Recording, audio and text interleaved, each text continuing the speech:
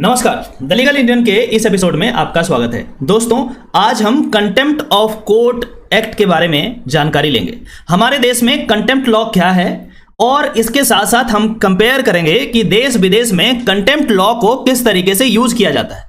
अभी जैसे आपने देखा कि कंटेम्प्ट लॉ काफी चर्चा में है और आने वाले तमाम एग्जामिनेशन में इसका पूरा चांस है कि कंटेम्प्ट लॉ पे क्वेश्चंस पूछे जा सकते हैं। और इसीलिए मैंने सोचा कि करंट इवेंट के पहले एपिसोड में हम कंटेम्प्ट लॉ की बात करेंगे और इसके बाद कुछ इंपॉर्टेंट लीगल कंसेप्ट को जो रिसेंट लीगल डेवलपमेंट हुए हैं उनको हम समझने का प्रयास करेंगे। तो ये हमारा पहला एपिसोड है। आज हम समझने का प्रयास करते हैं कि कंटेम्प्ट लॉ क्या होता है और कैसे काम होता है, किस तरीके से कंटेम्प्ट लॉ लाया गया, क्या जरूरत था लाने का। इन तमाम बातों पे आज हम चर्चा करने वाले हैं। देखिए, जो ये कंटेम्प्ट लॉ है वो एक एक्ट से गवर्न होता है। माननीय पार्लियामेंट के द्वारा बनाया गया ये जो एक्ट है इसका नाम है कंटेम्प्ट ऑफ कोर्ट एक्ट 1971 में ये एक्ट बनाया गया और उसके बाद से इसमें कुछ चेंजेस भी लाए गए हैं, लेकिन हमें इसमें यह समझना है कि आखिर इस एक्ट में आखिर ऐसा क्या है और कंटेम्प्ट का एक्चुअल मीनिंग क्या होता है। इससे पहले मैं इस लेक्चर को स्टार्ट करूं, मैं आपको यह बताना चाहता हूं कि आखिर कंटेम्प्ट ऑफ कोर्ट का जो पावर है,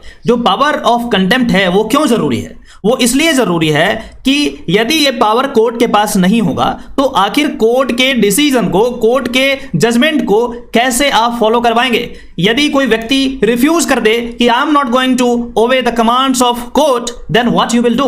obviously you will have to equip your court with some important power जिसमें वो पनिश कर सकते हैं किसी को भी जेल में डाल सकते हैं और कह सकते हैं कि ये जो आपने कार्य किया है वो हमारे कोर्ट का, मेरे कोर्ट का क्या है, तिरस्कार है, डिसरिस्पेक्ट है। और इसी को इंग्लिश में क्या कहते हैं, कंटेम्प्ट। और जब यह संज्ञान कोर्ट लेती है तो कहते हैं कोर्ट ने इसका संज्ञान लिया है और कंटेम्प्ट ऑफ कोर्ट एक्ट से इसको जानते हैं। तो अब अगला क्वेश्चन यह हो सकता है कि 1971 से ये एक्ट आया, इससे पहले क्या सिनेरियो था। क्या कंटेम्प्ट का जो एक्ट हमारे पास है इसके अलावा कोर्ट के पास कोई और पावर है जिसके थ्रू वो कंटेम्प्ट ले सकते हैं या फिर जिसके थ्रू वो लोगों को पनिश कर सकते हैं। Answer is yes. ये कंटेम्प्ट लॉ के अलावा और भी ऐसे हमारे पास कॉन्स्टिट्यूशन में आर्टिकल हैं जहां से जिसको यूज करके जो कोर्ट है वो डायरेक्ट आपको पनिश कर सकती है। तो इन तमाम क्वेश्चंस को हम आज समझने का प्रयास करेंगे। तो चलिए हम पहले शुरू करते हैं। ये कहता है कि आखिर ये एक्ट का क्या मोटिव था, क्यों ये एक्ट लाया गया 1971 में, क्या कारण रहा। तो मैं आपको बताऊं, इससे पहले जो कंटेम्प्ट का प्रोसीडिंग होता था माननीय हाई कोर्ट और सुप्रीम कोर्ट के द्वारा लिया जाता था कंटेम्प्ट, और इनके पास इनहेरेंट पावर है जो कॉन्स्टिट्यूशन में दिया गया है, तो उसको यूज करके वो लेते थे, कंटेम्प्ट इशू कर देते थे, जिसके बारे में इसी लेक्चर में मैं चर्चा करूंगा। लेकिन उसमें प्रॉब्लम यह था कि that power was not uniform, uniformity नहीं थी। किसी हाईकोर्ट ने ज्यादा पनिश कर दिया सेम एक्ट के लिए, किसी हाईकोर्ट जो है बहुत ही लिबरल अप्रोच रखा और पनिशमेंट कम दिया। तो इस तरीके का यूनिफॉर्मिटी नहीं थी। तो इसमें यूनिफॉर्म बनाने के लिए यह जरूरी था कि हमारे पास एक एक्ट हो, पार्लियामेंट के द्वारा पास किया गया, और उसमें प्रोसीजर्स भी दे रखे हों कि आखिर कंटेम्प्ट यदि इशू करना है तो किस प्रोसीजर के थ्रू होगा। और ये जो एक्ट बना है ऐसा नहीं कि भारत में ही है, इस तरीके का एक्ट दुनिया के तमाम डेमोक्रेसी में आपको मिल जाएंगे जिसमें मोर और लेस चीजें सेम ही होगी। तो चलिए हम शुरू करते हैं कि आखिर कंटेम्प्ट का जो एक्ट आया है वो क्यों आया। देखिए पहला लाइन क्या कहता है, पहला लाइन से शुरू कीजिए। ये कहता है an act to define and limit the powers of certain courts in punishing contempt of court and to regulate their procedure in relation thereto. कहता है कि जो पावर था पनिश करने का उनको रेगुलेट करने के लिए और उनके पावर को लिमिट करने के लिए। देखिए पहले ही लाइन में यह कहता है an act to define and limit the power of certain courts in punishing contempts of court and to regulate their procedure in relation thereto। मतलब पहले ही लाइन से कहा कि ये जो एक्ट बनाया गया है, ये जो कंटेम्प्ट एक्ट आप देख रहे हैं, इसका मकसद ही है कि जो कोर्ट का पावर है उसको लिमिट करे। उसको ऐसा नहीं होना चाहिए कि कोर्ट जो मनाए वो करे, जिसको मनाए उसको पनिश कर दे, नहीं, ऐसा नहीं होना चाहिए। इसीलिए ऐसा यदि होता है तो क्या करना है, इसको यूनिफॉर्म लाने के लिए, उनके पावर को लिमिट करने के लिए ये एक्ट बनाया गया है ताकि उनका पावर लिमिट हो और एक सिस्टमैटिक वे से यदि उनको पनिश करना है तो कर सकते हैं for their contempt, but randomly किसी को पकड़ के आप पनिश नहीं कर सकते हैं। तो पहला जो ऑब्जेक्टिव ऑफ दिस एक्ट है आपको क्लियर हो गया कि इस एक्ट में क्या लिखा गया है। ठीक है, चलिए अब हम बात करते हैं कि कंटेम्प्ट ऑफ कोर्ट एक्ट 1971 जो है ये किसके द्वारा रिकमेंड हुआ था, किसके द्वारा, कौन से कमेटी ने इसे बनाई थी। कमेटी का क्वेश्चन क्वेश्चन आपके एग्जामिनेशन में काफी पूछता है, तो चलिए ये भी जरूरी है। कहता है made by the recommendation of H.N. Sanyal committee the then additional solicitor general. उस समय के ASG थे S.N. सेनियाल साहब, और उनके कमिटी में, उनकी अध्यक्षता में ये कंटेम्प्ट ऑफ कोर्ट का जो एक्ट है वो तैयार किया गया और बाद में पार्लियामेंट इसको अप्रूव कर दिया। मैंने आपको कॉन्स्टिट्यूशनल लॉ के क्लासेस में मैंने बताया था आर्टिकल 129 और आर्टिकल 215 के बारे में। ये आर्टिकल बहुत ही इंपॉर्टेंट है, बहुत ही ज्यादा पावर देता है सुप्रीम कोर्ट को और हाई कोर्ट को। हम यहाँ पे बहुत ही संक्षेप में समझने का प्रयास करेंगे। कहता है article 129 supreme court to be a court of record, court of record है, and have all the powers of such court including the power to punish for contempt of itself. बोल रहा है कि देखिए ये एक्ट रहे ना रहे उससे फर्क नहीं पड़ने वाला इनको। सुप्रीम कोर्ट के पास एक इनहेरेंट पावर है आर्टिकल 129 में, जो ये कहता है कि किसी को भी वो पनिश कर सकते हैं यदि उनका कंटेम्प्ट किया है वो तो। और ठीक उसी प्रकार से एक दूसरा जो आर्टिकल हमारे पास है जो हाई कोर्ट को ये पावर देता है वो है आर्टिकल 215 कहता है every high court shall be court of record and shall have powers of such court including the power to punish for contempt of itself। तो ये 129 और 215 में ये बात तो क्लियर हो गया कि सुप्रीम कोर्ट और हाई कोर्ट के पास ये इनहेरेंट पावर इनके पास है कि वो अपने कंटेम्प्ट के लिए, अपने तिरस्कार के लिए, अपने डिसरिस्पेक्ट के लिए किसी भी पर्सन को पनिश कर सकते हैं। चाहे ये जो एक्ट की बात आपने की ये रहे या ना रहे उससे फर्क नहीं पड़ता। ये एक इंडिपेंडेंट पावर है, ये एक कॉन्स्टिट्यूशनल पावर है, कॉन्स्टिट्यूशन में दिया गया है, ठीक है। तो इसीलिए इसकी महत्ता ज्यादा है और कभी कभी इसका कोर्ट इस्तेमाल जरूर करती है। लेकिन अब हम समझने का यह भी प्रयास करेंगे कि जब ये पावर ऑलरेडी था तो फिर ये एक्ट लाने की क्या जरूरत पड़ी। तो इस एक्ट में सिर्फ पनिशमेंट की बात नहीं है, इस एक्ट में प्रोसीजर भी दिया गया है, ठीक है। आप 215 यूज कर लेंगे, 129 यूज कर लेंगे, लेकिन कुछ प्रोसीजर जो इसमें दिया गया है यदि आप इसको फॉलो करेंगे तो ज्यादा सही होगा, इसीलिए ये एक्ट लाया गया है। और इसके साथ साथ एक और बात यह है कि ये जो पावर है वो सुप्रीम कोर्ट और हाई कोर्ट के पास है, लेकिन यदि लोअर कोर्ट का, निचली अदालत का यदि आप कंटेम्प्ट करते हैं, तिरस्कार करते हैं, उस सिचुएशन में क्या होगा। तो यदि आप निचली अदालत का तिरस्कार करते हैं, डिसरिस्पेक्ट करते हैं, तो ऑब्वियसली निचली अदालत भी, उनके पास भी पावर है कंटेम्प्ट का, और इस एक्ट के अकॉर्डिंग, क्योंकि उनके पास 215 का नहीं है, वो इस एक्ट के अकॉर्डिंग आप पे क्या करेंगे, आप पे इनिशिएट कर सकते हैं प्रोसीडिंग, इनिशिएट कर सकते हैं कंटेम्प्ट, और फिर जो भी हाई कोर्ट होंगे उसके जुरिसडिक्शन में वो हाई कोर्ट आपको पनिश करेगा जैसा भी होगा। तो चलिए तीसरा जो पॉइंट हमारे पास है, कहता है कि which court have power to punish for its contempt. यदि क्वेश्चन ऐसा आ जाएगा, only high court, only supreme court. मैंने आपको बताया हाई कोर्ट भी कर सकता है, सुप्रीम कोर्ट भी कर सकता है, लोअर कोर्ट भी क्या कर सकता है, कर सकता है, लेकिन ये क्या करेगा, इनिशिएट करेगा, इनिशिएट कर सकता है, लेकिन ये पनिश नहीं कर सकता आपको। पनिश कौन करेगा, पनिश ये जो लोअर कोर्ट है, ये जो लोअर कोर्ट है जिस जुरिसडिक्शन में है, जिस जुरिसडिक्शन है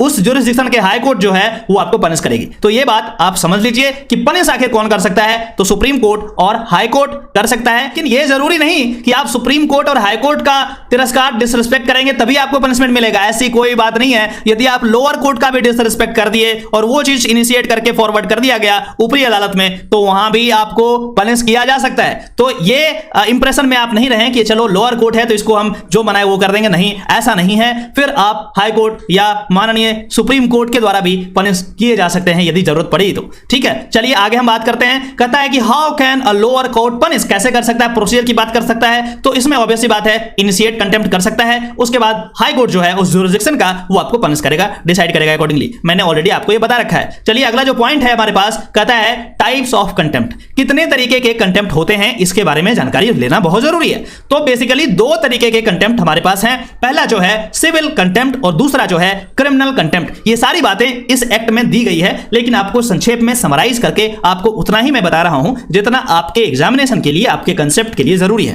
तो सिविल कंटेम्प्ट की जब हम बात करते हैं तो कहता है विलफुल डिसोबीडियंस। देखिए बहुत इंपॉर्टेंट बात है, ये सारे जो वर्ड्स हैं वो की वर्ड्स हैं, इस की वर्ड को ध्यान से समझिएगा क्योंकि एग्जामिनेशन में यदि आया तो यही सारे वर्ड जो हैं वहां पे आपको मिल जाएंगे, तो इस बात को आप समझ लीजिए। तो सिविल कंटेम्प्ट में कहता है कि wilful disobedience to any judgment, decree, direction, order, writ or other process of a court or willful breach of an undertaking given to a court। तो ये जो होगा willful disobedience करेंगे तो ये क्या होगा, सिविल कंटेम्प्ट होगा। जैसे मान के चलिए कोर्ट ने आपको बोला कि ये डिक्री है, मैंने ये जमीन इसको दे रखी है, आप जो है ये जमीन का पोजीशन छोड़ दो और इसको दो। आप उसके डिग्री को या आप उसके ऑर्डर को नहीं मान रहे हैं, आप बोल रहे हैं कि no my lord, I am not going to oblige, I am not going to follow your order. उस सिचुएशन में आप जो कंटेम्प्ट करेंगे वो क्या होगा, वो सिविल कंटेम्प्ट होगा। क्वेश्चन इस तरीके से आ सकता है कि ए ए के अगेंस्ट एक ऑर्डर पास किया गया कोर्ट के द्वारा, कंपिटेंट कोर्ट के द्वारा, but a has refuse to follow it, उसको रिफ्यूज कर दिया या ऐसा रहेगा उसको डिनाई कर दिया,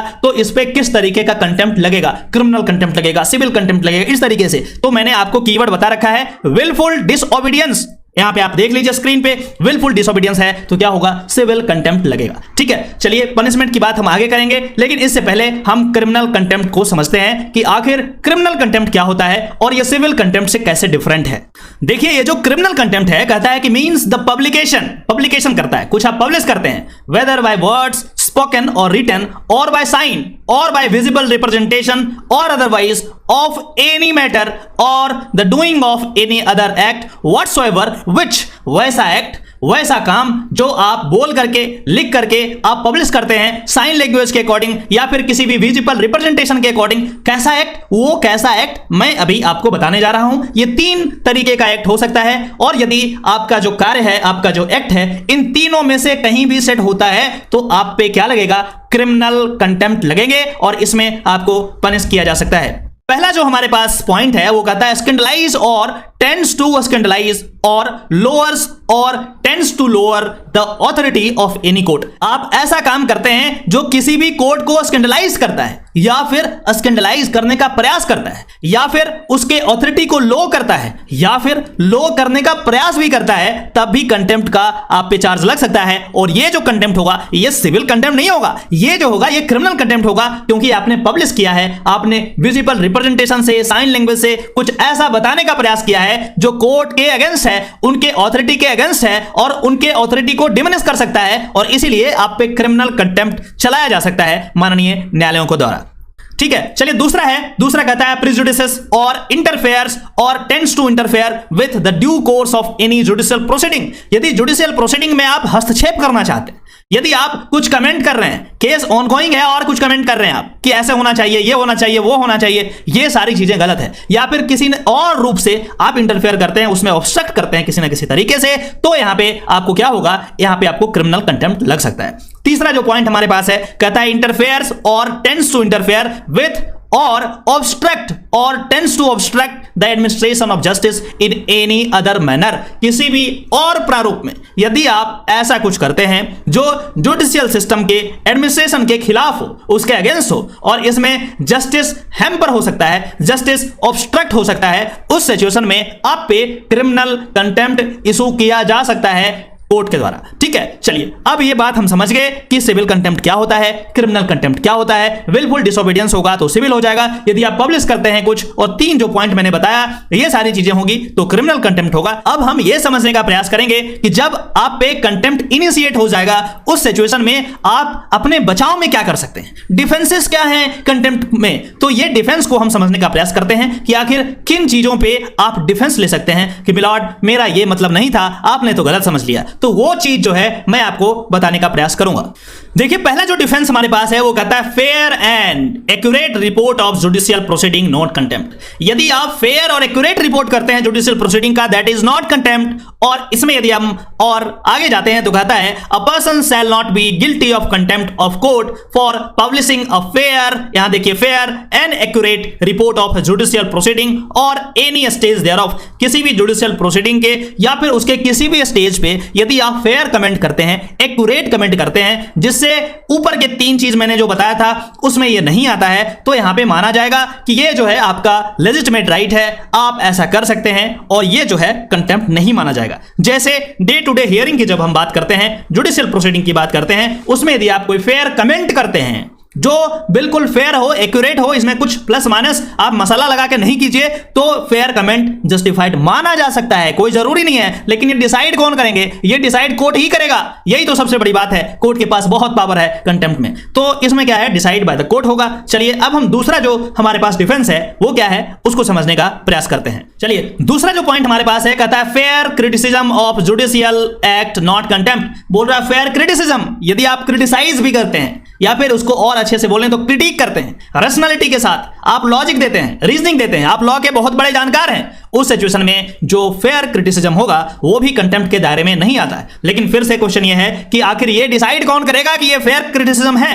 कोर्ट ही करेगा, आप नहीं कर सकते, है ना। आप अपना आर्गुमेंट दे सकते हैं, आप अपना कंटेंशन दे सकते हैं, but finally it has to be decided by the honourable court. कहता है a person shall not be guilty of contempt of court for publishing any fair comment on the merit of any case which have been heard and finally decided. लेकिन यह बात आपको समझना होगा कि जब केस डिसाइड हो गया तब आप कमेंट कीजिए। ऐसा नहीं कि केस चल रहा है, अयोध्या का मामला चल रहा है और आप कुछ कमेंट पास कर रहे हैं, नहीं, ये गलत है, ये आपका जो है कंटेम्प्ट में आ जाएगा। लेकिन यदि आपको फेयर क्रिटिसिज्म का डिफेंस लेना है तो केस ऑलरेडी डिसाइडेड हो जाना चाहिए। मिडिल ऑफ द केस में आप ऐसा नहीं कर सकते हैं, पेंडिंग ऑफ सूट में आप ऐसा नहीं कर सकते हैं। तो ये जो दो बेसिकली आप डिफेंस लेते हैं और इसको एक लेजिटिमेट डिफेंस माना जाता है।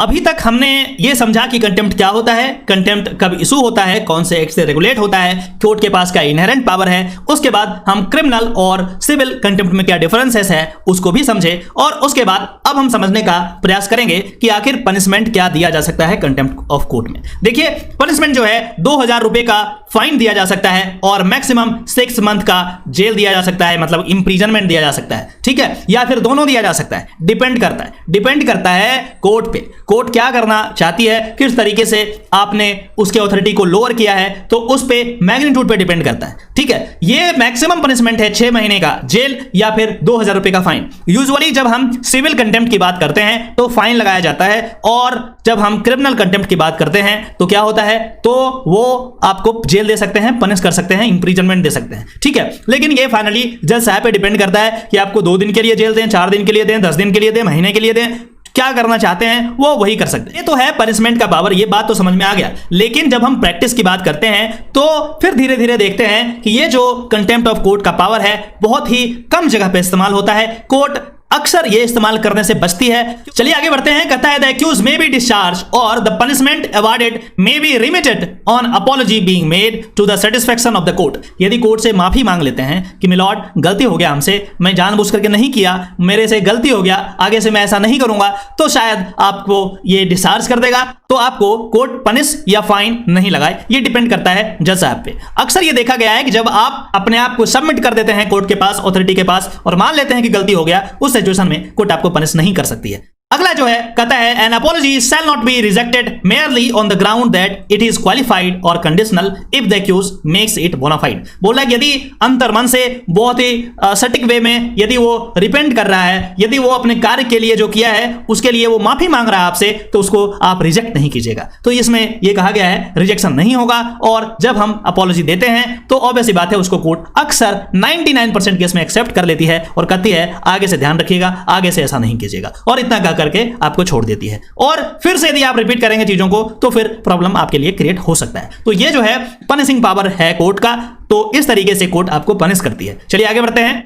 देखिए अब तो हमने बात कर ली कि कोर्ट का क्या पावर है पनिश करने का, लेकिन अब जो क्वेश्चन है कि क्या कोर्ट को हमेशा इसको यूज करना चाहिए, ये पावर को यूज करना चाहिए। इस क्वेश्चन में कहता है कि whether the court should use its contempt power every now and then. क्या हमेशा कोर्ट अपने पावर का इस्तेमाल करना चाहिए उनको, क्या ऐसा सही है? तो मैं इसके लिए आपको एक स्टोरी बताता हूं। देखिए जो कंटेम्प्ट ऑफ कोर्ट का पावर है एक बहुत ही ज्यादा पावरफुल चीज है, बहुत ही ज्यादा एक ऐसा पावर है जो किसी और दूसरे अथॉरिटी को ये चीजें नहीं दी गई है, कोर्ट को ही दिया गया है। ये एक एक्स्ट्रा ऑर्डिनरी पावर है, और जब भी हम एक्स्ट्रा ऑर्डिनरी पावर का यूज करते हैं तो हमें क्या करना होता है, हमें एक बैलेंस क्रिएट करना होता है। ऐसा नहीं कि यूनिलैटरली आप किसी पे कंटेम्प्ट लगा दो, ये चीजें ठीक नहीं है। मैं आपके सामने एक स्टोरी बताता हूं।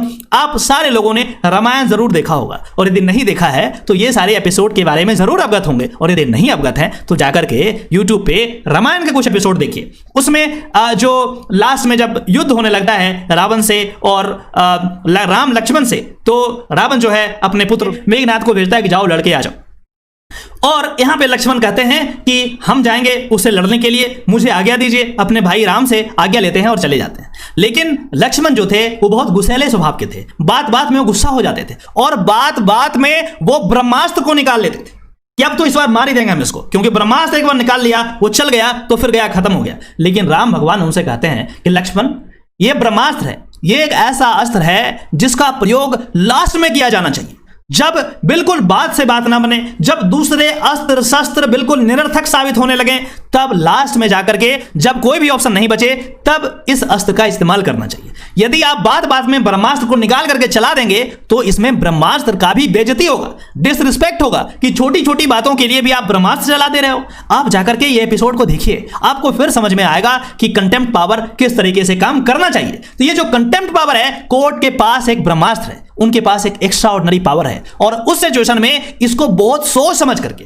जितना कम हो सके, यदि जरूरत है तभी करें, अदरवाइज नहीं करें। ऐसा पूरे विश्व के जितने भी डेमोक्रेसी हैं ऐसा ही फॉलो करते हैं। और हम पूरे विश्व के डेमोक्रेसी को छोड़ भी दें, हमारे पास तो हमारा रामायण का स्टोरी है। आप रामायण छोड़िए, आप महाभारत ले लीजिए। आप महाभारत में देखिए कि जब कौरव और पांडव में युद्ध होने जा रहा था तो श्री कृष्ण ने एक लास्ट बार प्रयास किया था, शांति दूत बनकर वो गए थे कौरवों की सेना में और उन्होंने हाथ जोड़कर अपील की थी कि आप जो है उसको मात्र 5 गांव दे दीजिए और जितना भी धरती है आप रखिए, जितना भी आपका जमीन है आप रखिए, सारा चीज रख लीजिए, पांडव को मात्र 5 गांव दे दीजिए, कोई दिक्कत नहीं है, उसी में वो खुश रहेगा और ये युद्ध जो है टल जाएगा। लेकिन इसके बावजूद भी क्या हुआ, वो नहीं माने और लास्ट में फिर उनको सुदर्शन का यूज करना पड़ा। तो ये लास्ट की बात है। हम हर बात में, छोटी छोटी बात पे अपने पावर का इस्तेमाल यदि कोई करता है तो वो मैच्योरिटी वाली बात नहीं होती है। आगे हम जब इस लेक्चर में बढ़ेंगे तो हम विश्व के तमाम बेहतरीन कोर्ट्स के कुछ जजमेंट को देखेंगे और उसमें यह देखने का प्रयास करेंगे कि आखिर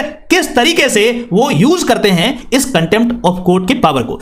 चलिए, पहला जो केस हमारे पास है वो है इन रे Arundhati Roy AIR 2002 SC 1375 citation है। आप चाहें तो पूरे केस को जाकर के पढ़ सकते हैं। मैं इसमें जो हेल्ड हुआ है, जो रेशियो है केस का, वो बताने का प्रयास करता हूं। अरुंधति राय को आप सारे लोग जानते होंगे। इन पे कंटेम्प्ट ऑफ कोर्ट लगा था 2002 में। नर्मदा बचाओ आंदोलन में ये बिल्कुल शामिल थी और कोर्ट के किसी ऑर्डर के बारे में इन्होंने कुछ लिख दिया था। इसमें माननीय कोर्ट ने इन पे कंटेम्प्ट का इशू किया था, लेकिन बाद में जो फाइंडिंग है उसमें क्या है मैं आपको पढ़ के सुनाता हूं। और फाइनली इनको बाद में छोड़ दिया गया क्योंकि कोर्ट ने यह माना कि एक बहुत बड़े राइटर हैं और ये समाज से जुड़ी हुई हैं और ये सारी चीजें लिखते रहती हैं, तो इनके राइट को हम इन्फ्रिंज नहीं करेंगे, लेकिन एट द सेम टाइम उनको चेतावनी दे दी। चलिए हम इसके ऑब्जर्वेशन को देखते हैं। इस पार्टिकुलर केस में कोर्ट ने एक बैलेंस बनाने का प्रयास किया है। कोर्ट क्या हेल्ड किया उसको हम समझने का प्रयास करते हैं। कहता है कि फेयर क्रिटिसिज्म, देखिए यहां क्या है, fair criticism of conduct of a जज, the institution of judiciary and its functioning may not amount to contempt if it is made in good faith. यदि गुड फेथ में किया गया है तो वो कंटेम्प्ट नहीं होना चाहिए। एंड इन पब्लिक इंटरेस्ट, और यदि पब्लिक इंटरेस्ट के लिए किया गया है उस पे कंटेम्प्ट का चार्ज नहीं लगना चाहिए। उसके बाद कहता है to ascertain the public faith and the public interest the court have to see all the surrounding circumstances including the person responsible for comment, his knowledge in the field regarding which the comment are made and the intended purpose sought to be achieved. All citizens cannot be permitted to comment upon the conduct of the court in the name of fair criticism which is not checked would destroy the institution itself. कहता है देखिए, जब आप comment करते हैं तो हम ये चेक करेंगे कि आपका स्टेटस क्या है। यदि आप उस पार्टिकुलर चीज में नॉलेज रखते हैं तो उस सिचुएशन में हो सकता है कि आपको छोड़ दिया जाए, आपका जो कमेंट है उसको लेजिटिमेट माना जाए, और यदि जुडिशरी में कोई सुधार की जरूरत है, उसको सुधार करने की भी गुंजाइश है तो वहां सुधार भी कर ले। लेकिन सारे पर्सन, सारे सिटीजन जो बिल्कुल टेक्निकल नहीं है, उनके पास टेक्निकल नॉलेज नहीं है और अनाप शनाप कुछ बोले जा रहे हैं, उस सिचुएशन में आप पे कंटेम्प्ट लग सकता है। तो यहां पे अरुंधति रॉय जो कि एक राइटर थी, काफी ज्यादा लिखती थी, समाज के विषय में लिखती थी, तो इनको यहां पे चेतावनी देकर के छोड़ दिया गया था। ठीक, अगला जो केस हमारे पास है वो है indirect tax practitioner association versus R K. Jain का केस है 2010 8 SCC 281।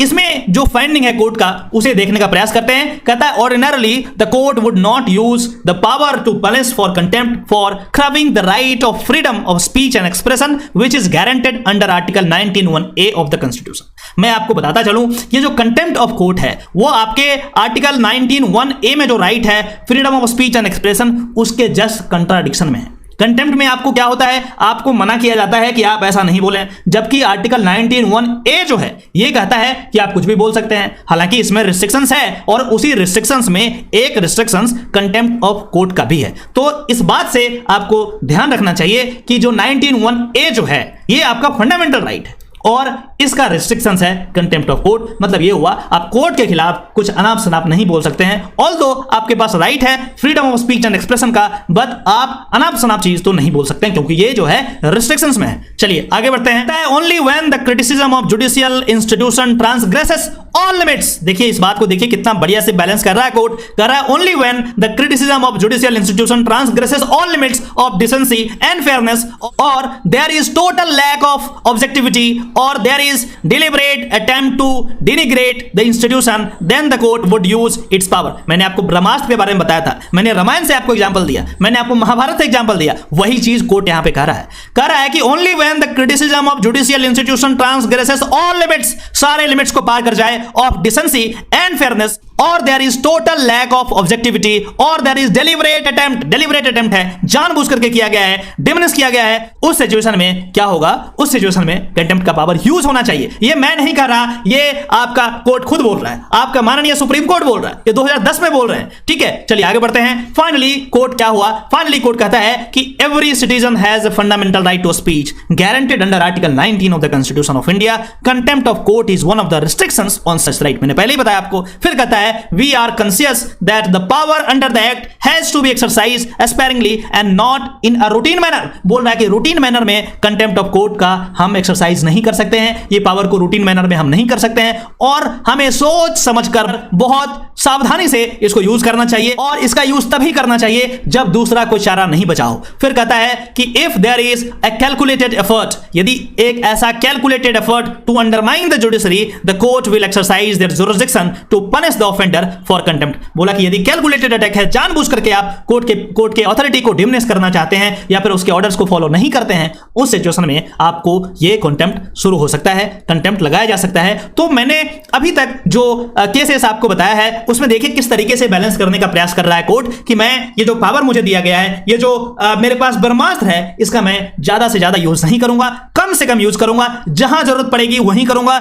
जहां दूसरे माध्यम से कोई सॉल्यूशन नहीं बचेगा वहीं पे मैं करूंगा। चलिए कुछ और केसेस को हम देखते हैं जहां पे कोर्ट ने अपने पावर का गलत इस्तेमाल किया है। यदि आप ऐसा सोच रहे हैं कि कोर्ट हमेशा सही निर्णय देता है तो आपका ये मिसकंसेप्शन है। कई बार कोर्ट गलत निर्णय देते हैं और इसीलिए हमारे पास हायरार्की ऑफ द कोर्ट है। यदि लोअर कोर्ट गलत निर्णय देगा तो वो करेक्ट हो जाएगा ऊपर जाकर के, फिर वो हाई कोर्ट दिया गलत तो वो ऊपर जाकर के करेक्ट हो जाएगा। यदि सुप्रीम कोर्ट गलत दिया, जो कि देते हैं, कई बार सुप्रीम कोर्ट ने अपने निर्णय को वापस लिया है। ये क्लियर करता है, अभी मैं आपको एग्जांपल दूंगा, ये क्लियर करता है कि एपेक्स कोर्ट भी गलत होता है और उसके बाद जो है चेंजेस आ जाते हैं, उसके बाद खुद मान भी लेता है कि मैंने गलत किया था। अभी मैं आपके सामने एक एग्जांपल प्रस्तुत कर रहा हूं। इन रे विनय चंद्रा मिश्रा AIR 1995 SC 2348 का केस है। आप चाहें तो इस साइटेशन को लेकर के पूरा केस पढ़ सकते हैं जिनको पढ़ना है। इसमें क्या किया, एक लॉयर का सुप्रीम कोर्ट ने लाइसेंस को रद्द कर दिया। बताइए कितनी बड़ी बात है कि आप एक लॉयर का लाइसेंस, जो कि खुद एक ऑफिसर ऑफ द कोर्ट है, उसके लाइसेंस को रद्द कर दिया। यह क्या तरीका हुआ? तो देखिए, आप इसमें देखिए, बाद में यह निर्णय को वापस लिया। कहता है the supreme court held that the licence of an advocate to practise legal profession may be suspended or cancelled by it in the exercise of contempt jurisdiction under article 129 read with article 142 special power होता है, वो extreme of justice के लिए कुछ भी कर सकते हैं, कोई भी ऑर्डर पास कर सकते हैं court. And held guilty an advocate for contempt of court. तो इसमें कंटेम्प्ट ऑफ कोर्ट हुआ था, तो इसमें जो पनिशमेंट उनको देना चाहिए वो देते, वो 6 महीने का जेल या फिर आप जो है उसको 2000 का फाइन लगाते। लेकिन आपने क्या क्या दिया, आपने उसके लाइसेंस को कैंसिल कर दिया। ये पावर आपको कौन दिया लाइसेंस को कैंसिल करने के लिए? Lawyers are officers of the court, you can not cancel the licence like anything, क्योंकि इनके लिए एक पूरा अलग से अथॉरिटी है, BCI bar council of India. उनका काम है रेगुलेट करना लॉयर को, उनका काम है लीगल प्रोफेशन को रेगुलेट करना। यदि किसी का लाइसेंस खत्म करना है तो ऑब्वियस सी बात है जो प्रोसीजर है BCI रूल्स में या फिर एडवोकेट्स एक्ट में, उसके अकॉर्डिंग होगा। आप कौन होते हो लाइसेंस कैंसिल करने वाले? You have no power. तो ये जो चीज है, ये बताइए 1995 में ये केस आया और उन्होंने कर दिया। उसके बाद जो है आगे हम बढ़ते हैं। कहता है इस केस में कहता है for having interfered with and obstructing the course of justice by trying to threaten and overbear the court by using insulting, disrespectful and threatening language। ये लॉयर ने ऐसा किया था जो कि गलत था, लेकिन इसके लिए आपको जो उचित पनिशमेंट था वही देते। आप लाइसेंस तो कैंसिल नहीं कर सकते। लेकिन देखिए, ये बात को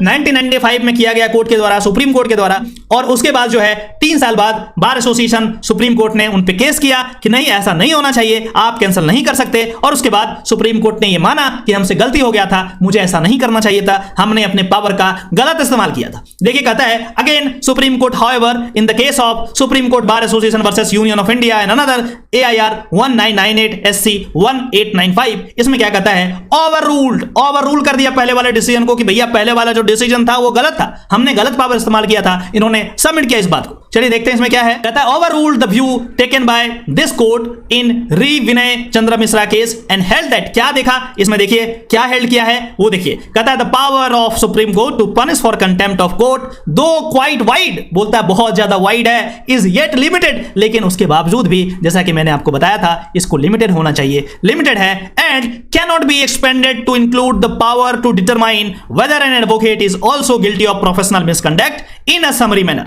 आप समरी मैनर में डिसाइड नहीं कर सकते कि एडवोकेट का लाइसेंस को कैंसिल कर दिया जाए, ये कोई मजाक चल रहा है। आपको एक प्रोसेस को फॉलो करना पड़ेगा और भी जो अथॉरिटी है उनका भी सम्मान करना पड़ेगा। ऐसा नहीं कि आप भगवान समझने लगे अपने आप को और उसके बाद ऐसा कर दीजिए। कोर्ट ने खुद माना इस बात को। आगे कहता है giving a go by to the procedure prescribed under the advocate act the power to do complete justice under article 142 is in a way corrective power, corrective power है, उसको करेक्ट करने के लिए इसको यूज कर सकते हैं, which gives preference to equity over law but it cannot be used। देखिए कितना बढ़िया बात इसमें लिखा है। कहता है it cannot be used to deprive a professional lawyer of the due process contained in the Advocates Act 1961 by suspending his license to practice in a summary manner while dealing with a case of contempt of court। तो कहने का यह मतलब हुआ कि court के पास जो contempt power है उसको बहुत ही सावधानी से इस्तेमाल आप करें। यदि यहां पे आप लाइसेंस कैंसिल करना शुरू कर देंगे कंटेम्प्ट के लिए, जो कि आपके पास पावर ही नहीं करने का, उसके लिए एडवोकेट एक्ट में PCI ही कर सकता है, तो आप कैसे कर दिए, ये तो गलत इस्तेमाल है आपके पावर का। तो ये कोर्ट मान भी गया 3 साल बाद कि नहीं मैंने गलती कर दी है। तो जो ये इंप्रेशन में रहते हैं कि कोर्ट एक बार जो बोल दिया वो पता नहीं वो बहुत बड़ा चीज हो गया, सत्य हो गया, यह ऐसी कोई बात नहीं है। हर दिन स्टेटमेंट चेंज होते रहता है, ये डिपेंड करता है आर्गुमेंट पे, लॉयर के स्किल पे। कोई ताकतवर लॉयर आ गया उसको चेंज कर देगा, उसके स्टेटमेंट को चेंज करेगा, उसका कंडीशन दूसरा देगा और लॉजिक दूसरा देगा, रीजनिंग दूसरा देगा, कोर्ट मान सकता है। तो जैसा कि आपने देखा ऐसे केसेस हजारों केसेस पड़े हैं जहां पे कोर्ट ने ओवररूलिंग किया है। कई बार तो ऐसा देखा गया है कि सुप्रीम कोर्ट जो जजमेंट पहले 50 साल पहले दिए हैं उसके लिए आज माफी मांग रहे हैं कोर्ट, मतलब जज जो है माफी मांगते हैं कि मैंने गलत दे दिया, मैंने गलत निर्णय दिया, ऐसा नहीं देना था। लेकिन उस समय का यही तकाजा था, उस समय का ये सिचुएशन ऐसा रहा होगा जो कि उन्होंने ऐसा कर दिया। तो कोई बात नहीं, ये सब तो होते रहता है। लेकिन बस मैं जितने भी जनता इस वीडियो को देख रहे हैं मैं उन्हें ये बताने का प्रयास कर रहा हूं कि ये ऐसा नहीं है कि कोर्ट हमेशा सही ही निर्णय देता है। ठीक है, ये चेंज हो सकते हैं, सब्जेक्ट टू चेंज होते हैं। ठीक है, चलिए आगे बढ़ते हैं। अगला जो केस है वो बहुत इंपॉर्टेंट है। कहता है इन रे honourable Shri justice CS Karnan. Justice CS Karnan का केस आपने जरूर सुना होगा। ये हाई कोर्ट के जज थे और इन पे कंटेम्प्ट ऑफ कोर्ट लगा था और 6 महीने की जेल भी हुई थी इनको। आप बताइए, ये भारत के इतिहास में पहली बार हुआ कि माननीय हाई कोर्ट के किसी जज को 6 महीने के लिए कंटेम्प्ट में जेल भेजा गया। और इस सिचुएशन में जो है कंटेम्प्ट लगा, क्यों लगा, क्या कारण था, इसके बारे में हम थोड़ा बहुत जानने का प्रयास करेंगे। बेसिकली जस्टिस कर्णन एक केरला हाई कोर्ट के जज थे और उसके बाद उनका ट्रांसफर जो है कलकत्ता हाई कोर्ट हुआ था। और इनका एक परसेप्शन था कि ये ST/SC कम्युनिटी से थे, तो इनको ऐसा लगता था कि ST/SC कम्युनिटी को सही रिप्रेजेंटेशन नहीं दिया गया है और जब भी ऐसा सिलेक्शन होता है, रिक्रूटमेंट होता है, वहाँ पे इनको सही से नहीं देखा जाता, सही से इनको सिलेक्शन नहीं होता है। और इसके लिए इन्होंने केरला हाईकोर्ट में इन्होंने क्या किया, अपने चीफ जस्टिस जो वहाँ के थे उनके अगेंस्ट ये काम किया, उनके अगेंस्ट इन्होंने ऑर्डर पास कर दिया कि नहीं इसको जो है ये जो सिलेक्शन प्रोसीजर है बिल्कुल गलत है, इस तरीके की चीज़ें हुई। उसके बाद जो है उन्होंने वहां के जो चीफ जस्टिस थे उन्होंने बोला कि इनको ट्रांसफर कर दिया जाए दूसरे हाई कोर्ट में। सुप्रीम कोर्ट से रिक्वेस्ट किया, सुप्रीम कोर्ट ने पहली बार में तो नहीं किया, लेकिन दूसरी बार में ये कुछ अनाप शनाप बोलने लगे। उसके बाद इनका ट्रांसफर कलकत्ता हाई कोर्ट कर दिया। लेकिन उसी दरमियान इनको एक बार बुलाया गया सुप्रीम कोर्ट में जस्टिफाई करने के लिए कि ये जो कर रहे हैं किस तरीके से कर रहे हैं। अब वहां पे आए तो इन पे 6-7 जज थे सुप्रीम कोर्ट के, इनसे पूछताछ किया कि आखिर क्या बात है। इन्होंने मान लिया कि मेरी मानसिक दशा ठीक नहीं है। जस्टिस कर्णन खुद कहते हैं कि मेरी मानसिक दशा ठीक नहीं है, थोड़ा सा गलती हो गया, माफ कर दीजिए हमको, मैं एग्री हूं, मैं चला जाऊंगा कलकत्ता हाई कोर्ट। पहले तो ये मान ही नहीं रहे थे, बोले नहीं जाएंगे, आपको ट्रांसफर करने से क्या होगा, मैं जाऊंगा ही नहीं कलकत्ता हाई कोर्ट, आप क्या कर दोगे। लेकिन बाद में इन्होंने एडमिट किया कि हमसे गलती हो गया, आप ट्रांसफर कर दीजिए मुझे, मैं कलकत्ता हाई कोर्ट जाने के लिए रेडी हूं। उसके बाद जो हुआ ये चीज बहुत प्रॉब्लमेटिक है। उसके बाद जो है जैसे ये सुप्रीम कोर्ट अटेंड करके कलकत्ता हाई कोर्ट गए, अपने ऑफिस जैसे ही पहुंचे, ये जितने भी 6 या 7 जज थे उनके अगेंस्ट ऑर्डर इशू कर दिया। उनको बोला कि उनको मेरे सामने पेश किया जाए, मेरे कोर्ट में पेश किया जाए। मतलब जो भी 7 जज जो थे सीजेआई को, ये जो है मेरे कोर्ट में, मतलब हाई कोर्ट ऑफ कलकत्ता, उनके ऑफिस में जाएं और उन पे नॉन अवेलेबल वारंट इशू कर दिया। आप समझिए इस बात को। उसके बाद जो है ये लास्ट में इनको जब सुप्रीम कोर्ट के पास कोई ऑप्शन नहीं बचा तो इन पे कंटेम्प्ट इशू किया गया। चलिए हम स्टोरी को देखते हैं कि आखिर इसमें क्या कहता है कि जस्टिस कर्नन ऑर्डर्ड दैट 7 जज including the CJI to appear before him at his residential court to face proceeding for insulting him in open court. He alleged that this constitute an offense under SC and ST Prevention of Atrocities Act 1989 and issued non-bailable warrant against the 7 judges and ordered the CBI to probe his allegations against him। तो जब ये supreme court में बुलाए गए थे, क्योंकि इन्होंने refuse कर दिया था कि मैं ट्रांसफर होकर नहीं जाऊंगा, इसलिए सुप्रीम कोर्ट ने इनको बुलाया था यहाँ पे। और जैसे ही इनको सुप्रीम कोर्ट यहाँ बुलाया और जैसे ही वापस गए, बोला कि आपने मेरे साथ इंसल्ट किया है, ओपन कोर्ट में मुझे बुलाया है, इतने बड़े जज को आपने बुला लिया और मेरा इंसल्ट किया है, और इसीलिए मैं आपको ऑर्डर देता हूं कि आप जो इंसल्ट किए हैं वो SC ST prevention and atrocities act के अंदर ऑफेंस है, और मैं आदेश दे रहा हूं पुलिस को कि आपको पकड़ करके मेरे पास लाया जाए, मेरे कोर्ट में पेश किया जाए। और ये कहां? रेसिडेंशियल कोर्ट में, जहां वो रहते हैं वहां पे। और ये क्या कर दिया, ये उन पे नॉन अवेलेबल वारंट इशू कर दिया। और उसके बाद जो है सीबीआई का प्रोब भी कर दिया कि सीबीआई को ऑर्डर कर दिया कि फटाफट इसको इंक्वायरी करो इसमें जाकर के और मेरे पास रिपोर्ट लेकर के आओ। ठीक है, तो इस तरीके से प्रॉब्लम हो गया। He also directed the Air Control Authority to restrain the 7 judges from flying abroad and finally convicted the 7 judges under the SC ST Act for a term of 5 years। 5 साल के लिए कन्विक्ट भी कर दिया, बिना सुने बिना जाने 5 साल के लिए कन्विक्ट भी कर दिया। और airport authority, air control authority को निर्देश दिया कि जो 7 जज हैं देश छोड़ करके नहीं जा पाए। तो इस तरीके का काम इन्होंने किया। फाइनली जब सुप्रीम कोर्ट ने देखा कि उनके पास कोई दूसरा रास्ता नहीं है, तो सुप्रीम कोर्ट इसमें क्या कर दिया, कंटेम्प्ट इशू किया इन पे और इनको 6 महीने का जेल दिया गया। उसके बाद कंपलसरी इनका रिटायरमेंट करा दिया गया और उसके बाद ये स्टोरी यहीं खत्म हो जाती है। कई बार लोग हमसे पूछते हैं कि जो प्रशांत भूषण जी अभी कंटेम्प्ट में फंसे हैं, और कई बार फेसबुक पे 1-2 बार लिख देते हैं महानुभाव कि देखिए जब जस्टिस कर्नन को हो सकता है तो प्रशांत भूषण कौन है, लॉ तो सबके लिए बराबर है, all are equal before the law. तो इस सिचुएशन में इसको तो ठीक ही किया होगा। देखिए मैं इस डिबेट में नहीं जाना चाहता कि ये सही किए हैं या गलत किए हैं प्रशांत भूषण के केस में, ये आपको खुद पता चल जाएगा इस लेक्चर के बाद में। लेकिन मैं ये बताना चाह रहा हूं कि जो जस्टिस कर्नन ने किया और जो प्रशांत भूषण जी ने किया, दोनों में आकाश जमीन का अंतर है। जो जस्टिस कर्नन ने किया वो रेयरेस्ट ऑफ द रेयर चीज है, वैसा किसी को नहीं करना चाहिए। और फाइनली मजबूरी में सुप्रीम कोर्ट को यह निर्णय लेना पड़ा था। लेकिन यहां पे जो प्रशांत भूषण का मामला है वो मात्र 2 ट्वीट का है। आप बात को समझिए। आप इस लेक्चर के अंत तक खुद ही डिसाइड कर पाएंगे कि क्या कोर्ट को किस तरीके का डिसीजन लेना है, क्या कोर्ट ने इनके अगेंस्ट कंटेम्प्ट लगा करके सही किया या नहीं किया, वो आप खुद समझ जाएंगे। मैं आपको एक पॉलिटिकल डिबेट यहां पे नहीं करना चाहता, मैं आपको इतना कैपेबल बना दूंगा ताकि आप चीजों को सही तरीके से समझ सकते हैं। चलिए अब हम कुछ ऐसे केस देखते हैं जो भारत के नहीं हैं, इंडिया के नहीं हैं, किसी और दूसरे कोर्ट के हैं।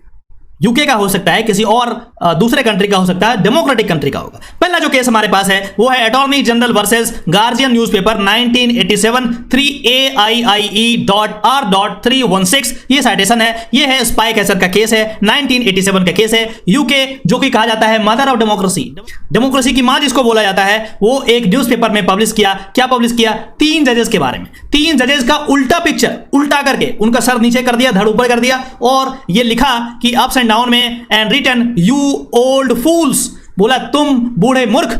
इसके बारे में ऐसा लिखा। कौन लिखा? ये एक न्यूज़पेपर वाले ने लिखा। लेकिन इसके बावजूद भी आप उदारता देखिए कोर्ट का, और यदि आप डेमोक्रेसी, मदर ऑफ डेमोक्रेसी की बात करते हैं तो उनका एक्शन भी उसी तरीके से होता है। मैंने आपको ब्रह्मास्त्र का एग्जांपल दिया था, ये बहुत ही लास्ट रिसोर्ट में जाकर के करते हैं। लेकिन इतना लिखने के बावजूद भी जो है जजेस ने denied to take action in contempt, contempt में एक्शन लेना इन्होंने सही नहीं समझा और कहा कि चलो ठीक है कोई बात नहीं, तुमने ओल्ड लिखा, वो तो मैं हूं ही, मैं बूढ़ा हूं, आपने कुछ गलत नहीं लिखा। फूल्स आपने लिखा तो ठीक है, मुझे लगता है मैं फूल नहीं हूं, आपको ऐसा लगता है, कोई बात नहीं, आपके पास right to freedom of speech है, आप बोलिए, कोई दिक्कत नहीं, मुझे लगता है कि मैं फूल नहीं हूं। इतना कह करके मुस्कुरा करके छोड़ दिए। आप देखिए कितनी बड़ी बात है। तो मदर ऑफ डेमोक्रेसी ऐसे नहीं बनते, समय लगता है, उसके लिए एक मैच्योरिटी की जरूरत होती है। आप देखिए इस तरीके का केस आया है। दूसरा केस हम देखते हैं, उसमें जो ब्रेक्सिट का केस है, रिसेंट हुआ है। इसमें कहा गया जजेस को, जजेस are enemies of the people, दुश्मन हैं लोगों के, जनता के दुश्मन हैं। उसमें भी कंटेम्प्ट इशू नहीं किया गया। आप देखिए उदारता देखिए, मैग्नानिमिटी देखिए। जो मैग्नानिमिटी की बात कर रहे हैं यहाँ पे अभी सुप्रीम कोर्ट ऑफ इंडिया, वो और इसमें आकाश जमीन का अंतर है। चलिए और आगे देखते हैं। अब क्वेश्चन ये आता है कि आखिर ये कंटेम्प्ट में सबसे बड़ा प्रॉब्लम क्या है, प्रॉब्लमेटिक थिंग क्या है कंटेम्प्ट में। देखिए सबसे बड़ा बात यह है कि कंटेम्प्ट जब कोई कोर्ट इशू करता है तो उसमें violation of principle of natural justice होता है, क्योंकि यहां पे कोर्ट अपने से इशू करता है और कोर्ट ही सुनता है, कोर्ट ही फैसला करता है। अरे यूजुअली हम क्या करते हैं, प्रिंसिपल ऑफ नेचुरल जस्टिस कहता है कि जो पक्षकार है वो डिसाइड नहीं कर सकता, इसमें एक पार्टी तो कोर्ट स्वयं होता है, दूसरा पार्टी कोई और होता है जो कंटेमिनर होता है, जो कंटेम्प्ट करता है उसको कंटेमिनर भी बोलते हैं। एक पार्टी कोर्ट है, दूसरा कंटेमिनर है और डिसाइड भी यही कर रहा है पहला पार्टी जो कोर्ट है। तो ये प्रिंसिपल ऑफ नेचुरल जस्टिस के अगेंस्ट है, सबसे बड़ा प्रॉब्लम यही है। और इसीलिए ये क्या होना चाहिए, बहुत सोच समझ करके एकदम लास्ट रिसोर्ट पे करना चाहिए। अभी हमारे पास रिसेंट केसेस हैं, सेक्सुअल असॉल्ट केस है, honourable supreme court Ranjan Gogoi साहब ने क्या किया वो आपको सबको पता है कि वो खुद ही डिसाइड करना शुरू कर दिए थे, हालांकि बाद में उनको समझ आया और उन्होंने अपने आप को हटाया इस केस से। तो वही है कि पावर जब होता है किसी के पास तो power corrupts and absolute power corrupts absolutely, चाहे कोई भी हो, पार्लियामेंट हो, प्रधानमंत्री हो, प्रेसिडेंट हो, कोर्ट हो, फर्क नहीं पड़ता। तो हमें क्या करना है, डेमोक्रेसी में बैलेंस बना करके चलना है, अदरवाइज डेमोक्रेसी सर्वाइव नहीं कर पाएगा। ठीक है, चलिए आगे बढ़ते हैं। अगला जो प्रॉब्लम है प्रिजम्पशन ऑफ इनोसेंस, मैंने आपको अपने क्लासेस में कई बार बताया, जब आप कोर्ट के द्वार पे जाते हैं तो कोर्ट ये प्रिज्यूम करता है कि आप जो है इनोसेंट हैं जब तक कि प्रूव ये ना हो जाए कि आप गिल्टी हैं। लेकिन ये कंटेम्प्ट ऑफ कोर्ट में ये प्रिजम्पशन ऑफ इनोसेंस नहीं, प्रिजम्पशन ऑफ गिल्टी होता है। जब आप कोर्ट में जाते हैं तो कोर्ट ये प्रिज्यूम करके चलती है कि आप गिल्टी हैं, अब आप प्रूव कीजिएगा आप नहीं है, यहां प्रिजम्पशन ऑफ इनोसेंस को शिफ्ट कर देते हैं। तो ये सारी चीजें जो समस्याएं हैं ये बहुत दुखद है इसमें। इसीलिए मैंने आपसे कई बार बताया कि बहुत ही लास्ट रिसोर्ट में जब कोई रास्ता नहीं बचे तभी इसका यूज करना चाहिए। मैंने जो ये स्पाई कैचर का आपको केस बताया, इसमें जो ओल्ड फूल्स लिखा गया था जज को, उस समय फली नरीमन जो बहुत ही बड़े जुरिस्ट हैं, बहुत बड़ा नाम है भारतीय सुप्रीम कोर्ट में, बहुत बड़े लॉयर हैं, ठीक है, तो वो उस समय इंग्लैंड में ही थे। तो उनको बड़ा आश्चर्य लगा कि ये क्या हो रहा है, ये किस तरीके से आप जो है लिख देते हैं, न्यूज़पेपर वाले जज को उल्टा छाप देते हैं और ये ओल्ड फूल्स लिखते हैं। उन्होंने लॉर्ड को पूछा, जजेस को पूछा कि साहब आप बताओ कि आप इस पे एक्शन क्यों नहीं ले रहे हो, व्हाई द जजेस डिडंट टेक कंटेम्प्ट एक्शन, क्यों नहीं लिया। तो देखिए लॉर्ड साहब क्या कहते हैं, जज साहब क्या कहते हैं, स्माइल, वो मुस्कुराए एंड सेड दैट जजेस in England took no notice of personal insult. ये बोलते हैं कि पर्सनल इंसल्ट का इंग्लैंड में कोई नोटिस नहीं लेते जज, although he did not regard himself as a fool, others were entitled to their opinion. Other का जो ओपिनियन है वो करते रहे, हमें लगता है कि मैं फूल नहीं हूं। इनको मुस्कुरा करके जवाब दे दिए और कहानी यहीं पे खत्म हो गई। तो फिर आगे हम बढ़ते हैं, कुछ और केसेस को देखते हैं जहां पे जो बहुत ही बेहतरीन जजेस हैं पूरे विश्व के, वो क्या कहते हैं कंटेम्प्ट के बारे में, उसके बारे में भी हम समझने का प्रयास करेंगे। और ये सारी चीजें जब आप समझेंगे तो आपको समझ में आ जाएगा कि भारतीय सुप्रीम कोर्ट किस तरीके से काम कर रही है। जब ये सारी चीजें आप देख लेंगे तो आपको समझ में आ जाएगा कि इंडियन सुप्रीम कोर्ट, माननीय सर्वोच्च न्यायालय किस तरीके से काम कर रही है और इनको एक्चुअली में क्या करना चाहिए। और ये सब जो फैक्ट है आप जाकर के जो साइटेशन है वहां जाकर के चेक कर सकते हैं, यदि आपको पढ़ना है, हजारों पन्ने का आपको मिल जाएगा केस, वहां पे जाकर के चेक कर सकते हैं। देखिए एक बहुत बड़े जज रहे हैं लॉर्ड डेनिंग। यदि आप लॉ से ताल्लुकात रखते हैं, लॉयर हैं, जज हैं या आप लॉ स्टूडेंट हैं तो लॉर्ड डेनिंग का नाम तो जरूर सुना होगा। देखिए R versus commissioner of police 1968 का ये केस है 2QB150। इसमें लॉर्ड डेनिंग देखिए क्या कहते हैं, देखिए कितनी बड़ी बात इन्होंने कही, कहती है let me say at once that we will never use, देखिए कितनी बड़ी बात है, कहते हैं we will never use this jurisdiction. किस जुरिसडिक्शन की बात कर रहे हैं, ये कंटेम्प्ट ऑफ कोर्ट की बात कर रहे हैं। कहते हैं कि let me say at once that we will never use this jurisdiction to uphold our dignity, अपने डिग्निटी को, अपने पर्सनल डिग्निटी को अपहोल्ड करने के लिए हम किसी को कंटेम्प्ट में किसी को सजा नहीं देंगे। देखिए कितनी बड़ी बात है। कहता है कि that must rest on surer foundation, मतलब जो डिग्निटी बढ़ाने की बात होती है, डिग्निटी अपहोल्ड करने की बात होती है, उसके और कई तरीके हैं। अच्छे जजमेंट देंगे, अच्छा निर्णय देंगे, अच्छा राइटिंग लिखेंगे, बहुत सारी चीजें हैं जिससे अपने आप लोगों में आप पे भरोसा बन जाएगा। किसी को पनिश करके आप अपने डिग्निटी को नहीं बढ़ा सकते। कितनी बड़ी बात इन्होंने कही। कहते हैं कि nor we will use it to suppress those who speak against us, और मैं जो है कंटेम्प्ट का इस्तेमाल बिल्कुल नहीं करूंगा उनके अगेंस्ट जो कोर्ट के अगेंस्ट बोलते हैं, मैं उनको सप्रेस बिल्कुल नहीं करूंगा। ये लॉर्ड डेनिंग कहते हैं, बहुत बड़े जज रहे हैं। उसके बाद कहते हैं कि we do not fear criticism, उसके बाद कहते हैं कि मुझे क्रिटिसिज्म का फियर नहीं है। कोर्ट देखिए कितनी बड़ी मैग्नानिमिटी है, कितनी बड़ा दिल है वो देखिए इसमें। कहता है we do not fear criticism nor do we resent it for there is something far more important at stake. बोला ये सब छोटी छोटी बातें हैं और भी बहुत बड़ी चीज है, उस पर फोकस करेंगे। यदि हम ये छोटी छोटी बातें पर रह जाएंगे तो फिर क्या होगा, फिर हमारा काम रुक जाएगा, हम उलझ जाएंगे इधर उधर। तो देखिए आगे कहते हैं, आगे देखिए कहते हैं कि it is no less than freedom of speech itself, all that we ask is that those who criticize us should remember that from the nature of our duties we cannot reply to their criticism. बोल रहे हैं कि हमारा duty ही ऐसा है, judgeship करना आसान नहीं होता, हम जजेज हैं, हम सारे लोगों का रिप्लाई नहीं कर सकते। आपको क्रिटिसाइज करना है कीजिए, वो आपका राइट है, कोई दिक्कत नहीं, करते रहिए। लेकिन यदि आप ये एक्सपेक्ट करते हैं कि मैं रिप्लाई करूं, कोर्ट आपको रिप्लाई करे, ये पॉसिबल नहीं है, क्योंकि हमारे पास और भी बहुत अच्छे अच्छे काम पड़े हैं, इंपॉर्टेंट काम पड़े हैं, देश को आगे ले जाना है। हम ये छोटी छोटी बातों पे उलझ जाएंगे तो यहीं रह जाएंगे। फिर कहता है we cannot enter into public controversy. देखिए कितनी बड़ी बात कहते हैं कि हम पब्लिक कंट्रोवर्सी में नहीं कर सकते, नहीं इंटर कर सकते, और जैसे ही हम इंटर कर जाएंगे कोर्ट का रिस्पेक्ट अपने आप लोगों की नजर में गिर जाएगा। आप आर्म फोर्सेस का एग्जांपल लीजिए, आर्म फोर्सेस कभी भी पब्लिक इंटरेस्ट में ऐसा नहीं बोलते हैं। हाल फिलहाल यदि आप छोड़ दें 2-4 केस जिसमें हमारे जो जनरल साहब हैं वो पब्लिक फोरम पे और पब्लिक पॉलिटिकल इशू पे कुछ ना कुछ कमेंट करते रहते हैं। यदि ये सारी चीजें कंटिन्यू रहे तो एक समय आएगा जब आर्म फोर्सेस की जो छवि है वो जितने भी भारतीय सिटीजन हैं उनके नजर में गिर जाएंगे वो, ठीक है। इसीलिए जब आप एक इंडिपेंडेंट इंस्टीट्यूशन की तरह काम करते हैं तो आपको पब्लिक कंट्रोवर्सी से दूर रहना चाहिए। और इसीलिए जज साहब कहते हैं we cannot enter into public controversy, we must rely on our conduct itself to be its own vindication, ठीक है। तो इस तरीके की बात जस्टिस लॉर्ड डेनिंग ने किया, जो कि बहुत ही बेहतरीन जज रहे हैं। इसी तरीके के लॉर्ड एटकिन का नाम कौन नहीं जानता? आप में से यदि लॉ के जानकार हैं लॉर्ड एटकिन को जरूर जानते होंगे। देखिए क्या कहते हैं, justice is not a clustered virtue. ये कोई बांध करके नहीं रख सकते जस्टिस को, ये ओपन होना चाहिए। It must suffer the scrutiny and outspoken comments of ordinary man. बहुत बड़े जज रहे हैं। ये कहते हैं कि जस्टिस को आप बांध करके बंद कमरे में नहीं रख सकते, उसको बाहर जाने दीजिए, उसको टेस्ट होने दीजिए, स्क्रूटनाइज कीजिए। कौन करेगा? जनता करेगा, लोग करेंगे उसके अगेंस्ट बोल करके, तो आप उसको बांध करके नहीं रख सकते। चलिए कुछ और केसेस को देखते हैं उसमें क्या हुआ है। अगला जो केस हमारे पास है वालोक वर्सेस क्राउन, ये जो है 1975 का केस है, AC 373 साइटेशन है, आप इसको चेक कीजिएगा। ये कहता है इसमें द डिफेंडेंट टोल्ड द जज, क्या जज को बोला, यू आर अ ह्यूमरलेस ऑटोमन, आप एक ह्यूमरलेस मशीन की तरह काम करते हैं। उसके बाद कहता है why don't you self distract, आप खुद को क्यों नहीं मार लेते? इस तरीके का एक डिफेंडेंट कोर्ट में जज साहब को बोलता है। उसके बाद जज क्या कहते हैं, द जज स्माइल, मुस्कुराए बट टुक नो एक्शन, और चुपचाप रह गए, ठीक है। तो देखिए किस तरीके से दुनिया के तमाम डेमोक्रेसी में जो अदालतें हैं वो कंटेम्प्ट को किस तरीके से यूज करती हैं और हमारे पास किस तरीके से इसको यूज करते हैं। अब हम प्रशांत भूषण जी के केस में आएंगे और इसमें आप अब तक कैपेबल हो गए होंगे कि क्या इसमें होना चाहिए, आपको समझ में आ गया होगा। क्योंकि जब आप डेमोक्रेसी की बात करते हैं एक सिस्टम से चलता है, आप देश विदेश के लॉ को देखते हैं, समझते हैं, उसके बाद आप उसको एक्शन में लाते हैं। चलिए अब हम इसमें डिस्कशन करते हैं कि आखिर इसमें क्या हुआ है, क्या होना चाहिए था। ये तो मैं नहीं बताऊंगा, लेकिन आप खुद समझ लेना कि इसमें किस तरीके की चीजें हुई है। देखिए बेसिकली दो ट्वीट थे जिसमें प्रशांत भूषण जी ने ट्वीट किया। पहले ट्वीट में कहते हैं कि CGI rides 50 lakh motorcycle. CGI का एक फोटो चला था, वायरल हुआ था मार्केट में, और एक बहुत ही महंगी मोटरसाइकिल पे वो राइड कर रहे थे। उन्होंने मास्क और जो हेलमेट है उसको नहीं लगाया था, तो इसीलिए उन्होंने लिखा कि CGI राइड्स 50 लाख मोटरसाइकिल, जो कि सही था, स्टेटमेंट तो सही है, इसमें कोई दिक्कत नहीं, 50 लाख उसका दाम था मोटरसाइकिल का। उसके बाद आगे कहता है belonging to a BJP leader. किसका मोटरसाइकिल था? CGI का था क्या? नहीं, ये कहते हैं नहीं, CGI का नहीं था, वो BJP के लीडर का था, एट राजभवन नागपुर, राजभवन, ठीक है, विदाउट मास्क और हेलमेट, मास्क भी नहीं लगाया, हेलमेट भी नहीं पहना। इस तरीके का कमेंट इन्होंने किया। और जो लास्ट पार्ट है कमेंट का वो कहता है at the time when he keeps the supreme Court in lockdown mode denying citizen their fundamental right to access justice. ये कमेंट पहला कमेंट है इनके द्वारा।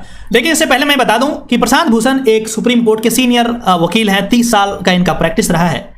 और आप में से जो लोग सुप्रीम कोर्ट के बारे में नहीं जानते हैं, मैं आपको एक बहुत ही संक्षेप में बताऊं कि सुप्रीम कोर्ट में यदि आप आते हैं और आपका केस होता है तो करीब 10, 12, 15 लाख तो लगना एक हियरिंग का आम बात है, कॉमन है। आप समझिए बहुत पैसा लगता है, आम लोग यहां नहीं कर सकते, जस्टिस नहीं मिल सकता उनको, यहां आ ही नहीं पाएंगे, वो बहुत ज्यादा पैसा लगता है, लॉयर बहुत ज्यादा चार्ज करते हैं, क्योंकि ये जो टेक्निकलिटी होता है लॉ का वो अच्छे लॉयर ही समझ सकते हैं। छोटे छोटे जो लॉयर गांव घर में देखते होंगे वो यहां तक आ नहीं सकते, आर्ग्यू नहीं कर सकते। AOR का होना जरूरी है।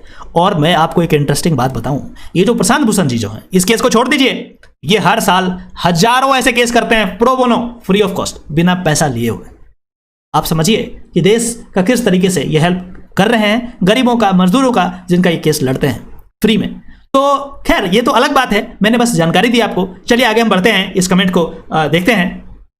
कोर्ट क्या रिप्लाई किया है। कोर्ट रिप्लाइड क्या किया कि देखिए आप जो बोल रहे हैं वो गलत है, हमने 12,748 मैटर को सुने हैं लॉकडाउन में, 686 रिट पिटीशन को भी सुने हैं, और आप ये जो बोल रहे हैं कि लॉकडाउन मोड में सुप्रीम कोर्ट को रखा गया, ये चीज तो गलत है। और इन्होंने कहा कि आप दूसरे को तो छोड़िए, आप खुद ही मतलब प्रशांत भूषण खुद ही इस कोर्ट में इस लॉकडाउन के पीरियड में कई बार अपीयर हुए, तो आप ये कैसे कह सकते हैं कि लॉकडाउन मोड में था? कोर्ट का बात भी बिल्कुल सही है। अब देखिए, इसमें आपको बैलेंस करना पड़ेगा। यहाँ पे सीजीआई राइड्स 50 लाख मोटरसाइकिल, जो कि एक फैक्ट है, belonging to a BJP leader, ये भी एक फैक्ट है।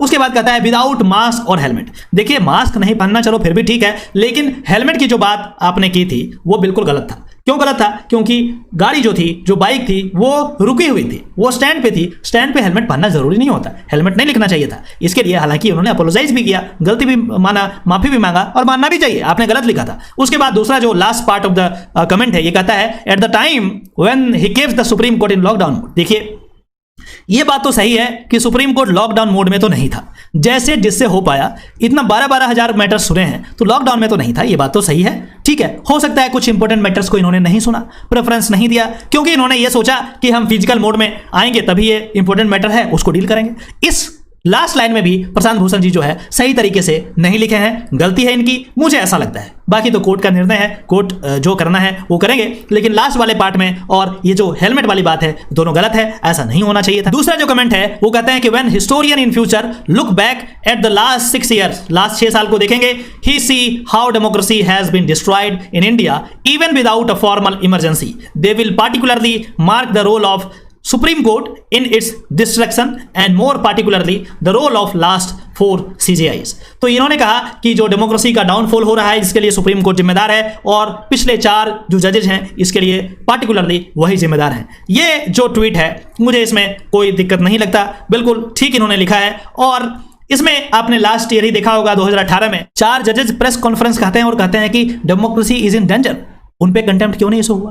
क्या उस एक्ट से डेमोक्रेसी बहुत स्ट्रेंथन हो गई थी, या फिर वो एक्ट से ऑथोरिटी ऑफ लॉ बहुत ज्यादा अफेल्ड हो गया था? ऐसी बात तो नहीं थी। उन पे आपने कंटेम्प्ट इशू नहीं किया, क्यों नहीं किया भाई? क्योंकि वो जज हैं, इसलिए। ये बात तो बिल्कुल सही है, और यदि ऐसा लिखते हैं, इनको मानना है इनका ऐसा, और ऐसा नहीं कि कोई मतलब रोड चलते हुए आदमी लिख रहा है। अरे ये बहुत ही वेल इन्फॉर्म्ड पर्सन, 30 साल का प्रैक्टिस है, लॉ के जानकार हैं, और यदि ऐसा लिख रहे हैं, जो कि कई बार कई जजेस भी बोले हैं, आप जाकर के देखिए, बहुत सारे जज ऐसा बोलते हैं कि सुप्रीम कोर्ट सही से फंक्शन नहीं कर रहा है, तो इसमें गलत क्या है? बिल्कुल सही लिखा। लेकिन इसके विपरीत 108 पेज का, टोटल 108 पेज का एक जजमेंट आया, ऑर्डर पास किया गया माननीय सुप्रीम कोर्ट के द्वारा, और कहते हैं कि इन्होंने कंटेम्प्ट कर दिया और उनको गिल्टी कर दिया। आज वैसे उनका पनिशमेंट आना है, देखते हैं कि क्या होता है। कहता है कि if such an attack is not dealt with requisite degree of firmness it may affect the national honour and prestige of the nation. मुझे ये बात समझ में नहीं आता कि मात्र 2 ट्वीट से नेशनल ऑनर खत्म हो जाएगा, प्रेस्टीज खत्म हो जाएगा। मुझे ये बात पचती नहीं है। As a student of law, we all are life long learner, जिंदगी भर हमें लॉ पढ़ना है। मुझे समझ में नहीं आता कि मात्र 2 ट्वीट से, जो कि ऐसी अदालत जो विश्व में इनका अच्छा खासा नाम होता है, इंडियन जुडिशियल सिस्टम का अच्छा खासा नाम है, इंडियन सुप्रीम कोर्ट को काफी पावरफुल कोर्ट माना जाता है, और 2 ट्वीट से आपका ऑथोरिटी डिमिनिश हो गया, खत्म हो गया, नेशनल ऑनर गायब, प्रेस्टीज गायब। यदि ऐसा है तो ये बात तो बिल्कुल सही था, या तो आप उतने मजबूत नहीं हैं जितना कि हमने सोचा था, हमने पढ़ा था, या फिर कुछ और बात है, या फिर कोई ईगो का क्लैश है। जो भी हो, ये चीजें ठीक नहीं है। जैसा कि मैंने पहले कई एग्जाम्पल दिए, कई केसेस मैंने आपको बताए, जिसमें माननीय सुप्रीम कोर्ट स्वयं ये कहते हैं कि छोटी छोटी बातों पे हम सुप्रीम कोर्ट जो है यदि लेने लगे कंटेम्प्ट का, तो फिर वो उसका कोई मतलब नहीं रह जाएगा, और इसीलिए हमें इसको इग्नोर करना चाहिए। और इससे छोटा तो कुछ हो ही नहीं सकता, और वो भी एक ऐसा व्यक्ति बोल रहा है जो खुद ऑफिसर ऑफ द कोर्ट है। तो इस सिचुएशन में ठीक है, यदि उन्होंने गलत कुछ बोला, उन्होंने माफी भी मांगी है, तो इतना बड़ा इसको बात बनाने की जरूरत नहीं है। कोर्ट को एक बड़ा दिल रखना चाहिए, और ये छोटी छोटी बातों पर उलझना नहीं चाहिए। अब एक क्वेश्चन आता है कि whether contempt of court is truthless act, should it be repealed. अब कई बार लोग पूछ सकते हैं कि जब कंटेम्प्ट लगेगा ही नहीं तो क्या इसको रिपील करना चाहिए? नहीं जी, इसको रिपील नहीं करना चाहिए, लेकिन सोच समझ करके यूज करना चाहिए, छोटी छोटी बातों में उलझना नहीं चाहिए। ठीक है, कई बार कहते हैं ना, a sledge hammer to crack a nut, using a sledge hammer is not prudent when a needle is suffice. एक सुई जहां काम हो सकता है वहां बड़ा हथौड़ा से आप मार रहे हैं, वो चीज ठीक नहीं है, वो सही नहीं है। डेमोक्रेसी के लिए, लंबे ग्रोथ के लिए वो चीज मेरे समझ से तो ठीक नहीं है। तो मेरे हिसाब से मैंने आपको इसके बजाय कि प्रशांत भूषण के केस में क्या हुआ और क्या नहीं हुआ, क्या होना चाहिए, इसके बजाय आपको सारा कंटेम्प्ट लॉ क्या है पूरे देश दुनिया का सारा कुछ आपके सामने रखा है और कोशिश किया है कि आपको एक रैशनल, एक रीजनेबल नॉलेज मिले ताकि आपका जो का लीगल एक्यूमेंट सही डायरेक्शन में चले। तो इस केस में प्रशांत भूषण जी के केस में इतनी बड़ी बात नहीं थी, हालांकि उन्होंने कुछ ऑब्जेक्शनेबल चीज लिखी थी, लेकिन इसके लिए कंटेम्प्ट इशू कर दे, ब्रह्मास्त्र चला दे, ये चीज मेरे समझ से मुनासिब नहीं है। चलिए फिर से मिलते हैं किसी और लेक्चर में, तब तक के लिए नमस्कार, जय हिंद।